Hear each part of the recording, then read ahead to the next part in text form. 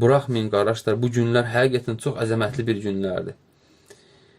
Bu günlər çox əzəmətli günlərdir. Hətta belə qardaşlar, axır Ramazan ayın 10 günündən daha əfsəl günlərdir. Çünki bu, necə ki dedik, orada əyyəm nəkirə gəlir, qeyri-müəyyənlikdə gəlir. Bütün günləri əhatə edir.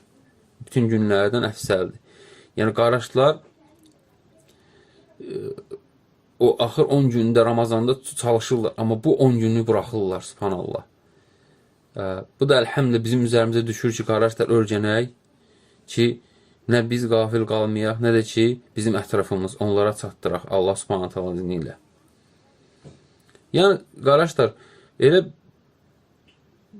bir dənə kişi elə bil ki, başqa bir gündə sədəqə verdi.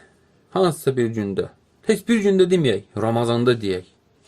Ramazanın axır 10 günündə deyək, qardaşlar. Bir kişi sədəqə verdi. O birisi kişi də ki, Zilhiccə ayın 10 günündə verdi. İlk 10 günündə.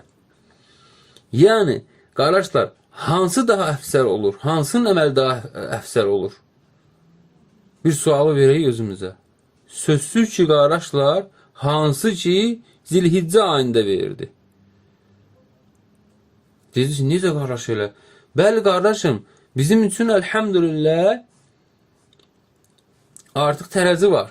Quran və sünnə. Və bizə də ki, bunu kim dedi? Rasulullah sallallahu aleyhi ve sellem. Mə min əyyəm. Yəni, heç bir gün yoxdur ki, yəni o günlərdə əməl olunsun və o günlərin daha əfsəl olsun. Əlhəmdülillah. Məsəl üçün, bir kişi Ramazanın axır 10 günündə 2 rükət namaz qıldı. O bir kişi isə Zilhiccə ayının ilk 10 günündə qıldı. Hansı daha əfsəldir? Sözsüz ki, qardaşlar, Zilhiccə ayının ilk 10 günündə olunan.